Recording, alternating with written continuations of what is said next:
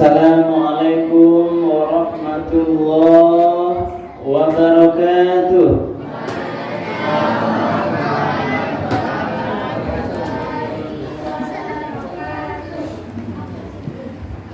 Kurang serentak ya, sebagai masih apa di belakang ya. Izin diulangi Ibu, semangat ya Ibu. Assalamualaikum warahmatullahi wabarakatuh.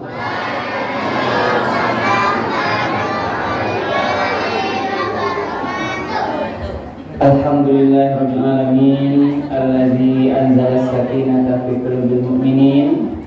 Asyhadu an la ilaha illallah wahdahu la syarikalah wa asyhadu anna Muhammadan abduhu wa rasuluh sallallahu alaihi wasallam la nabiyya ba'da.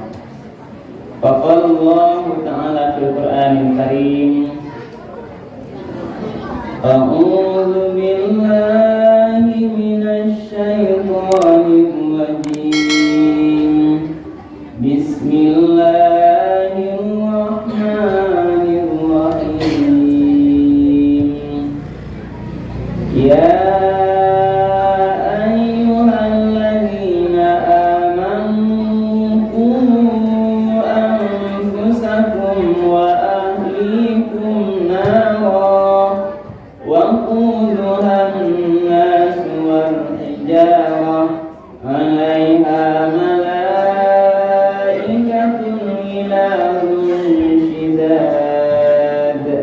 la ya'suna Allah ma amarahum wa yaf'aluna ma yu'marun. Shadaqallahul azim. Bapak-bapak dan ibu-ibu hadirin kaum muslimin, para jemaah yang dimuliakan oleh Allah, anak-anak kami hadirin hadirat yang tak kami sampaikan, namun juga satu persatu yang hadir di rumah Allah yang sama-sama kita cintai ini. Marilah kita pertama sekali Ibu dan Bapak menyampaikan kalimat puji dan syukur. Alhamdulillahirabbil alamin. Segala puji bagi Allah Tuhan semesta alam, karena sampai pada malam Ramadan yang kabar Ibu 10 Ibu ya.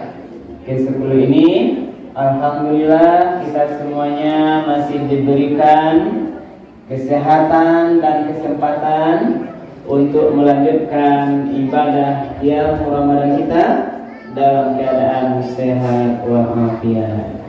Kan lagi sehat saudara Bapak Ibu. Alhamdulillah. Kemudian kita sampaikan salawat dan salam kepada Nabi kita Nabi Muhammad sallallahu alaihi wasallam, bahwa beliau telah membawa umat manusia ini dari zaman jahiliyah kepada zaman yang mengenal Islam dengan meninggalkan Al-Quran dan Sunnahnya sebagai dua pedoman hidup yang menjamin kita selamat dari kehidupan dunia yang sementara ini sampai nanti kehidupan akhirat yang kekal abadi. Bapak-bapak dan ibu, para jemaah yang dimuliakan oleh Allah, pada malam yang ke-10 judul ceramah kita adalah kewajiban orang tua terhadap anak. Ya kan? Kewajiban orang tua terhadap anak. Yang populer adalah ibu dan bapak, kewajiban anak kepada orang tua.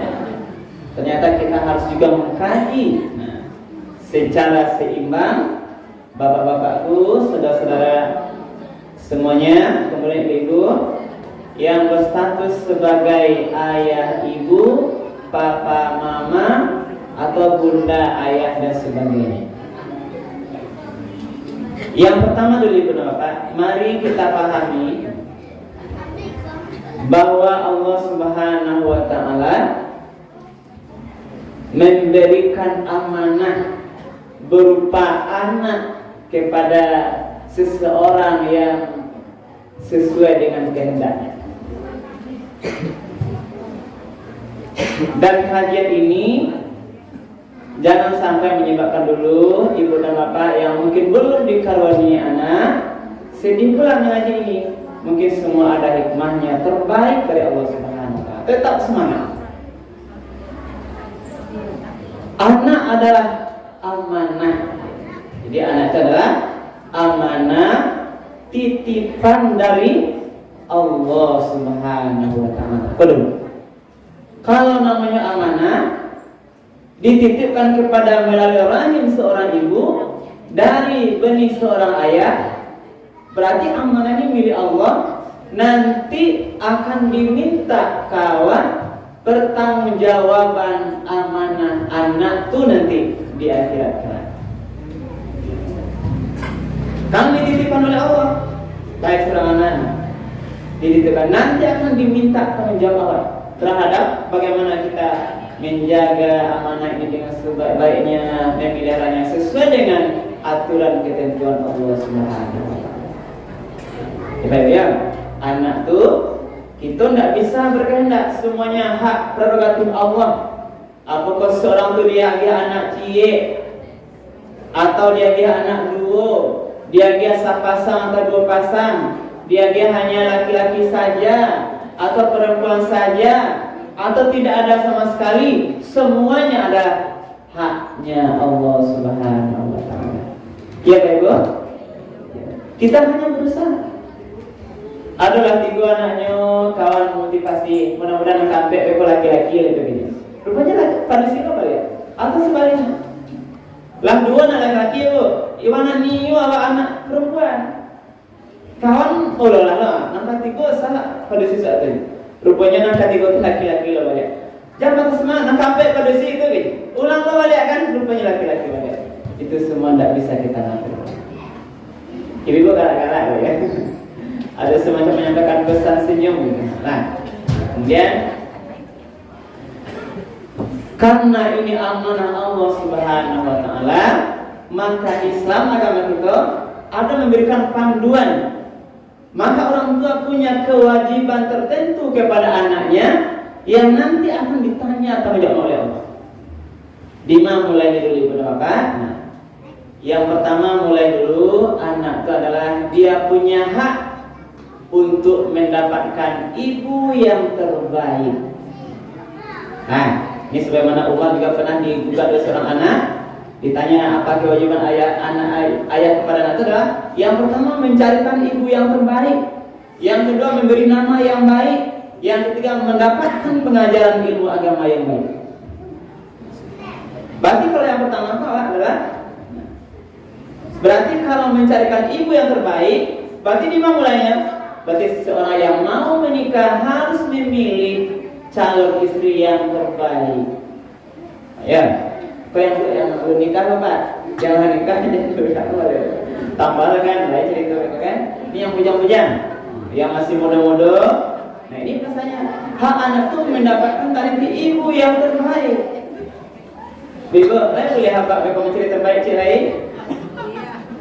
Boleh ya? Alhamdulillah yang bertanya. Nah, jadi yang pertama mencarikan ilmu terbaik. Jadi yang muda-muda mencari pasang itu. Nah, standar pasang terbaik itu, standar pasang terbaik itu adalah yang solehah. Nah, ya ma'syara syabab man istata'a minkumul ba'a falyatazawwaj fa innahu aghaddu lil basar. Ini motivasi nikah. Kemudian selain tungkahul mar'atu li arba'in, dinikah perempuan itu karena yang sebab 5 lihat karena hartanya, wali jamaliha cantiknya, wali hasabiha karena keturunannya, wali diniha karena agamanya. Saya ada yang kok, yang kayu, yang rancak, keturunannya baik-baik, yang sampai agama. Fasfar bizatid din, maka pilihlah, utamakan yang agama, taribat yadak, maka insya Allah kamu akan selamat. Nah, ini yang hadis di samping untuk kami yang laki-laki, sebenarnya juga berlaku untuk ibu-ibu juga yang adik-adik kami yang masih gadis mencari suami, cari agama. Termasuk bapak dan ibu yang mau mencari menantu, cari agama dulu. Ini kan bertanya kekayaannya. Kalau ratu-ratu ini sebagian itu apa? Cara memilih menantu itu apa? Tanya pertama Bu, datang laki-laki ke rumah, insya Allah kamu lamar anak ma. Apa tanya dulu?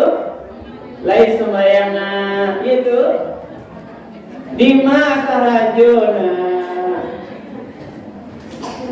Berarti apa yang dipikirkan orang tua? Kalau karajo yang dipikirkan orang tua, berarti yang dipikirkan ayah ibunya adalah parwi. Anaknya bakal makan. Ya Pak? Jarang dengar kalau kamu mau menantu amak tes dulu kini harus pandai ngaji, pandai semayang dulu, baca Quran dulu. Tabah nama gue cara menantu gitu. Istilahnya. Jadi agama itu makanya dikunci itu. Kalau kekayaan itu bisa hilang, cantik itu bisa habis, keturunan itu nanti meninggal yang mana bisa kembali. Inilah pasal bisa tidin, pilihlah melihat agamanya. Dan inilah persoalan terbesar sekarang kita Bapak. Mudahnya perceraian terjadi, penyesalan pasangan baru menikah, penyesalan mertua mencari menantu, di antara sebabnya karena kurang selektif asalai kabar menantu saja. Nah, ini di antaranya. Kurang seleksi memilih persoalan agama. Agama ini kurang jadi pertimbangan. Maka yang pertama, hak anak adalah mencarikan ibu yang terbaik. Nah, lagate ibunya bekolah menikah, dikarunia anak, lahir anak. Apa yang pertama diberlakukan? Ketika anak lahir, timbul kewajiban. Yang paling pertama adalah apa dulu Pak? Pas lahir anak mana dulu? Apa kata-kata? Mengazankan. Nah, jangan lupa untuk mengazankannya. Karena inilah pesan pertama Rasulullah menyuruh untuk mengazankan. Sebagaimana dari Ubaidillah bin Abu Rafi, beliau bersabda Rasulullah, aku telah melihat Rasulullah, aku telah melihat Rasulullah SAW mengumandangkan azan di telinga Al Hasan bin Ali ketika Fatimah melakukannya dengan azan seperti sholat. Jadi kalau pas azan lahir keluar keluar itu dibersihkan mungkin sama bidan, apiak dulu. Nah, ini bapaknya jangan lupa mengazankan. Allahu Akbar, Allahu Akbar, Allahu Akbar, Allahu Akbar. Ini suara pertama didengarkan ke telinga anak. Jangan yang lain berapa? Jangan yang lain. Kau baru kadangnya ada musik-musik, lagu-lagu barat kan, lagu rock lebih dengan pertama kan? Azan dulu. Jangan, ini kewajiban kita Bapak. Nah, maka termasuk yang lain nanti di puskesmas, yang lain nanti di bidan di rumah itu, azan diusahakan dulu. Tidak ada ayatnya di situ, mungkin ada halangan. Carikan orang yang mengazankannya. Yang Bapak harus pandai azan. Ini malu Pak Beko azan minta tolong ke orang lain Pak. Pak Ustaz, apa tuh? Minta tolong si alhamdulillah baru lahir anak Ustaz. Alun azan lain. Tolong cek tak. Malu ya Pak ya, Pak. Apa nama anak Pak? Alhamdulillah ya Pak Mazan sadarian. Barakallah. Sama atau tak ya? Nan kalimu ya. 4. Jadi azan, jadi jangan lupa ya. Silakan mulainya. Jangan kanan. Jangan kanan nanti dibacakan kanan. Kita sampai ya. Ibu anak lain azan sadarian Bu? Gimana? Yang lain mau sakit dan sampai lupa ya. Nah. Setelah diazankan, kemudian kewajiban yang berikutnya adalah memberi nama yang baik. Nah, nama itu baiknya apa dikasihnya? Baik lafalnya, baik maksudnya. Nah, nama-nama yang baik karena nama itu adalah doa. Doa ibu bapak. Di sana tersimpan doanya, maka setiap dipanggil nanti ada doa. Nama-nama tentu yang mempunyai arti yang terbaik. Kalau mengatakan Muhammad bin Abdullah, Abdul Aziz, Habib Al-Khairi, Hazika An-Najmi dan sebagainya. Jadilah ada di sini maksud. Apa maksud awak di sana membayangkan? Contohnya anak ingin anak tu menjadi anak yang penyabar. Lagi namanya sabar. Walaupun tidak semua yang bernama itu sesuai dengan sifatnya Pak ya.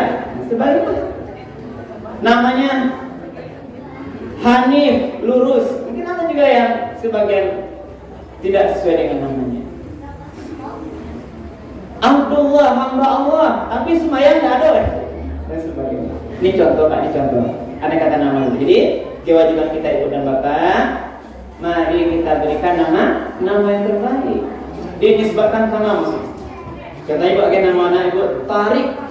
Tarik itu nanti dipanggil bagus, tapi Tarik yang mana maksud ayah ibunya? Mungkin Tarik bin Ziyad yang dulu berjihad pada bulan Ramadan. Apakah daerah Spanyol, Andalusia, diniatkan sebagai seorang sahabat Rasulullah yang berhasil berjuang menegakkan agama Allah. Ya baik ya.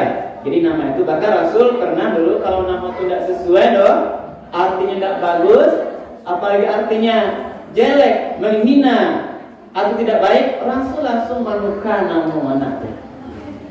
Jadi pilih nama yang baik. Ada yang di depan, siapa namanya? What is your name?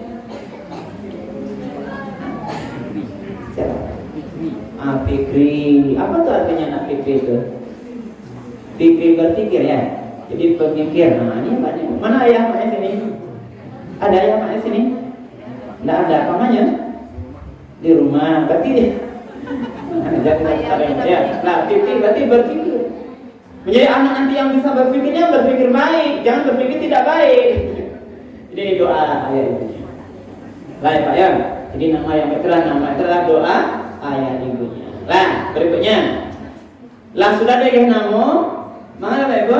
Ini juga disunahkan nanti diakikahkan dan dipotong rambutnya ya. Ini diakikahkan berapa akikah ini?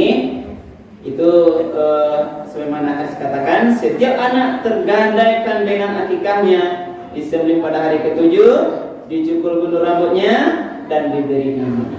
Jadi kalau itu sempat dulu 7 hari, alhamdulillah, sampai belajar kuliah. Kalau alulai sangat disunahkan sampai nanti dia masih hidup boleh diakikahkan. Nah, kemudian kewajiban berikutnya, agama sebenarnya sesuai sekali untuk apa? Ibu-ibu hendaklah menyusukan anaknya itu. Nah, penuh kalau bisa 2 bulan penuh. Sebagaimana dalam ayat Al-Baqarah ayat 33, wal walidatu yurdi'na auladahunna haulaini kamilaini liman arada an yutimma ar-radha'ah. Bagi ibu hendaklah menyusui anaknya 2 bulan sempurna penuh bagi yang hendak menyempurnakan bangsa. Apa? 2 tahun. Lain penyimak ya tidak kaget. Nah, tadi pada desa berapa? 2 bulan. Kau ya. Ibu suaranya berdiri kami YouTube, Bu. Nanti tampil itu di Indra Kesian ya. Jadi bahwa tidak yuti'na auladahunna haulaini kamilaini. Bagi ibu-ibu hendaklah menyusukan anaknya 2 tahun penuh dia tidak menyempurnakan. Saya nagaknya kalau sesuai dengan kesehatan ibu dan bapak, katik-katiknya 6 bulan. Ini sarannya para dokter-dokter dan bidan kita. Ini kan sama nggak canggih. Ada orang ibu yang tidak aman menyusun anaknya dengan alasan dunia, hilang cantiknya mereka. Penampilan sebaik ini tidak boleh. Dalam istilah di sana letaknya memulai kasih sayang kepada anak. Jangan besok anak tu hilang lo kasih sayang kawat lah kadangnya. Bapak nak kasih sayang anak kawat lah tua, kena awak nak menyusui anak. Ini di antara ini. Di semuanya semua ada hikmah besarnya. Di samping anak sehat dia mendapatkan solusi yang baik, maka enaklah jangan sampai ada pula enggan seorang ibu, apalagi didukung oleh bapaknya, berarti sudah salah paham. Jadi yang benar adalah hendaklah menyusui anak itu kalau bisa 2 tahun penuh. Karena kan ada anak itu yang lagi 2 tahun menyusui itu. Nah, yang lagi ini dalam agama itu sempurnanya adalah 2 tahun. Haulaini kamilaini 2 tahun sempurna, liman arada, bagi siapa yang mau ayyutim maradhah, yang nak menyempurnakan pensiun. Nah, kemudian yang berikutnya ini juga di hak anak juga dianjurkan melakukan penyunatan, sunat misalnya. Lah laki-laki sunnah Rasul ya. Karena ada hadis mengatakan ada 5 macam fitrah. Yang pertama khitan, yang kedua mencukur bulu kemaluan, yang ketiga memotong kumis, yang keempat memotong kuku, dan yang kelima mencabut bulu ketiak. Inilah konsep kebersihan dalam Islam. Sunnah Rasul ya, yang laki-laki juga di sunnah Rasul. Nah, yang perempuan juga silahkan dilakukan sunnah Rasulnya. Nah, kita tidak perbedakan nanti pandang sekarang perbedaan terhadap perempuan, yang jelas sunnah Rasul. Nah, ini haknya. Yang perlu beko anak tidak sunnah ya, karena kadang tidak sunnah. Nanti dia di satu tempat tertentu, karena alasan tertentu lah kadang lalu bertahun, ada juga sunnah ada, tapi ini enggak biasa itu. Kau yang kadang-kadang kau lalu sunnah saudaranya nah? Alah ya, sedang lalu sunnah saudaranya. Patut alah ya. Mengajarkan anak sholat dan baca Quran. Nah, jadi kok intinya Pak, anak itu adalah mengajarkan sholat. Jadi jangan dekok anakku, bang kau nak sholat nak, bang kau nak mau mengaji nak, dah adu diajar dia ayam. Jadi karena kita yang benar punya misi apa? Misi anak yang soleh dan soleha. Ikolah damak nawak bisa ketika meninggal ibu dan bapak punya anak yang soleh dan soleha. Yang bisa ketika Allah meninggal bisa dia berdoa, Allahumma firli wa liwalidayya warhamhuma kama rabbayani shaghira. Iza mata ibnu Adam inqata'a amalu illa min salasi. Kalau Allah meninggal seorang anak Adam, habis semua amalnya kecuali 3 perkara: sedekah jariyah, ilmu yang yantafa'u bih, aw waladin sholihin yad'u lahu. Sedekah jariyah, ilmu bermanfaat, yang ketiga doa anak yang soleh. Makanya Bapak, melalui media ini kami sampaikan, mari jangan kita lalai untuk mengajarkan anak sholat dan baca Quran. Kalau tidak bisa mengajar langsung, silakan ajarkan kepada tempat guru-guru mengajinya. Kemudian silakan nanti kita bayar. Jangan dibedakan. Kalau ini kadang yang berpendapat, kalau anak untuk keperluan urusan yang tidak agama itu apa-apa mawar. Les semua pelajaran, les bahasa Inggris, matematik, IPA-nya barang sambilan 200.000 kita bayar cash, bahkan kita bayar di awal 1 juta sebelum masuk les. Tapi untuk mengajinya, untuk belajar sholatnya, kadang-kadang kita terlalai ibu dan bapak, hitung-hitungan kita. Inilah yang kurang seimbang. Padahal sebenarnya pendapat adalah yang sangat penting nanti kalau anak itu besar, kalau bagus agamanya, dia akan bisa menjaga diri dengan agamanya. Tapi kalau anak ini besar nanti, banyak uangnya, tinggi pangkatnya, banyak hartanya, tapi tidak ada agamanya, dia nanti tidak akan kenal dengan kita. Kelak lain anak-anak yang durhaka nanti. Janganlah mendoakan kita, biasanya tidak pandai sholat, pakai tinggi, bantu gagah, rumah rancak, orang rumah rancak pulau, oto manggil, tapi tidak sholat. Jangan harap-harap.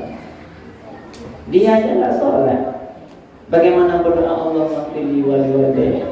Bagaimana nanti ibu bapak meninggal, dia nanti yang mengurus kain kafannya, yang menyulatkan bapak ibu, yang nanti menyambut ibu bapak di alam kubur, di memasukkan liang lahat. Dia aja tidak sholat. Paling-paling itu pandainya mana? Upah ke orang tukang foto gitu. Orang kayaknya meninggal sholat, dia mengambil kamera video rekam. Inilah yang terjadi.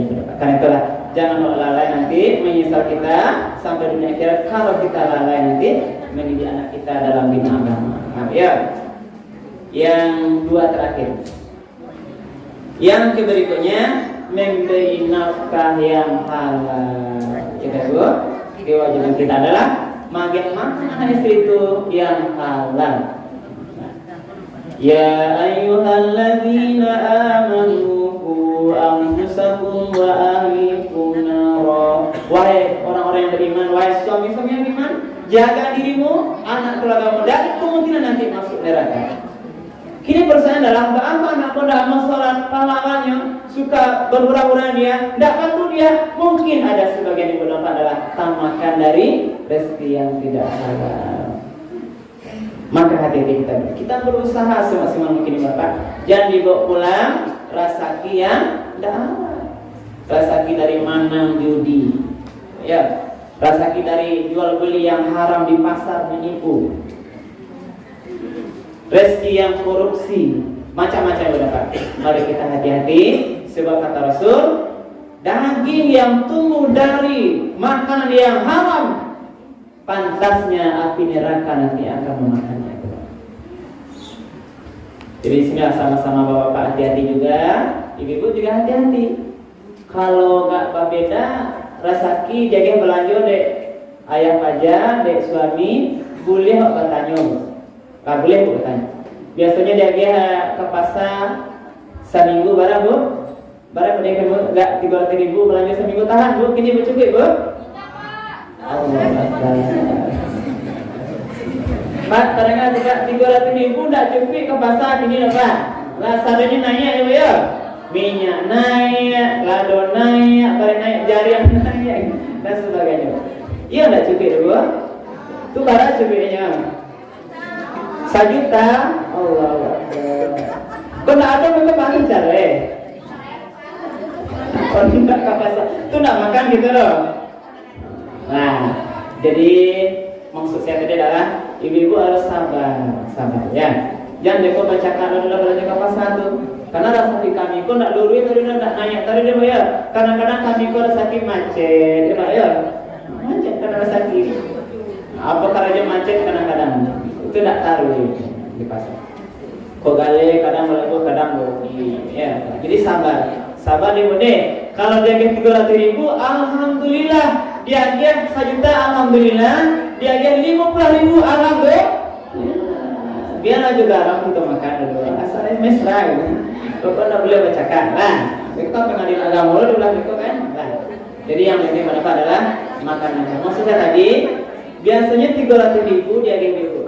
Kini tiba-tiba dari 1 juta, boleh bertanya, bang, kok dari mana pitihnya? Kamu semua, ini maksud saya. Jangan bapak ini terlupa mungkin di kantor tabok pitih yang haram pulang, kong kalung kong misalnya, ya. Boleh bertanya, ini mengingatkan. Bukan langsung caranya salah, tapi dia pitih, dia tuh pitih lah semangat, suami pulang, karirnya pitih haram mau pulang pak. Anda kau mungkin jangan tanya lebih, Pak, Bang, abang saya, ini tidak biasanya. Ibu dari mana tadi? Ibu ya, dari mana? Ibu tidak bertanya. Rasanya kalau tanya tidak ada pak ya, ya pak. Ditanya ada orang rumah, pak gini 1 juta, besok 200.000, mungkin sana nanti pak. Bukan tak bersyukur ditanya. Jangan-jangan nanti kita telah lewat taruh intinya, tidak halal. Lah yang terakhir bu, ini waktu kita sekarang. Yang terakhir. Kewajiban orang tua pada anak adalah mencarikan calon pasangan suami istrinya kalau nyelah gadang, menikahkan anak gadis, mencarikan jodoh anak bujang awal. Ya, bilang katanya, wa ankihul ayyama minkum was-solihina min ibadikum wa imaikum. Dan nikahkanlah anak-anak perempuan itu yang sendirian atau yang tidak muda sama saya, yang cukup umurnya, carian jodohnya. Nah dari awal cukup umurnya untuk menikah, orang tua dia punya hak dicarikan pasangannya. Tentu pasangan tadi adalah pasangan yang baik agamanya. Ya baik ibu, jangan salah mencari menantu agar nanti tidak timbul penyesalan. Lalu apa caranya? Jadi bagi bapak, ibu kalau mau suami yang soleh, siapkan anak awak solehah. Kalau ibu mau menantu yang soleha, bawa anak kita yang soleh. Karena orang soleh nanti akan dicarinya orang yang soleh. Awak ini menantu elok, baik, taat agamanya. Anak awak tak persiapkan diri dah. Orang yang baik dia akan mencari nanti pasangan yang rasanya serasi dengan dia. Iku anaknya mungkin itu suku kalua, buka jilbab, berarti agamanya tidak bagus.